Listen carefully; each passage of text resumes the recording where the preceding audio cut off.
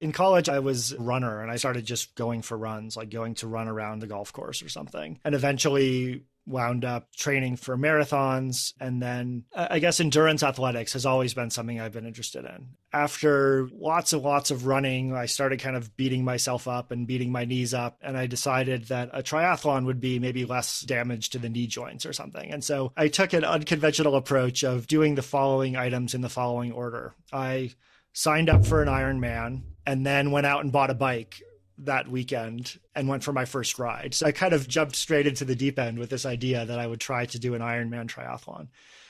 But what I found with training, and this is similar to running and a lot of other tasks, is that the first weekend I went out and I rode for 10 miles and I rode my bike for 10 miles. And then the next weekend I went out and I rode for 15 miles and then 20 miles and 25 and 30. It is interesting the way that the human body is super adaptable, but this slow building up of endurance, strength, bodybuilders or strength weightlifters follow a similar approach in a linear progression. You lift 300 pounds and then the next week you try to do 302.5 pounds or 305 pounds. And so with training for the Ironman, I think the bike ride is 120 odd miles. It's funny, it's been a while. You can build up slowly and the body adapts. And so again, in various pursuits in life, I think that you can kind of get this compounding effect. And I think knowledge compounds in a similar way.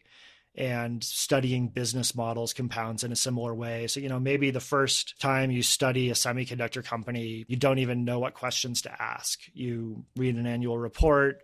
You start to think about some frameworks for the industry, how many competitors there are, what are the margins like, what's the margin structure like. And then after a year of studying semiconductor companies, you can just be in a different universe with respect to the knowledge. It's so daunting to think, oh, how am I going to ever do, a 12-hour race where you swim for an hour, then you ride your bike for 6 hours, and then you run for 4 hours or something like that.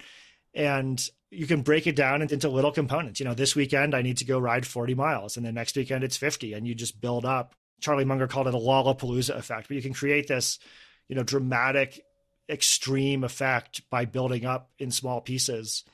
And we talked about computer programming at the beginning. Again, you take a very basic set of commands, for loops, the naming of variables, the 4 mathematical symbols. There really aren't that complicated a set of rules that are available to computer programmers, but you can just build a small function and then a series of functions in a class and then a series of classes in an object and then a series of objects in a program and a series of programs relating to each other. And you can create this really dramatic, complex system out of these little building blocks. And so I think there's some commonalities with, training for endurance events, building strength, and then with building knowledge and building a framework to have success at various pursuits. And so I don't want to overstretch the parallels. I don't want to try to overstate the parallels between training for endurance events and computer programming and building up of knowledge with respect to investing or other topics. But I do think there are some commonalities that are interesting to think about. I think there are a lot of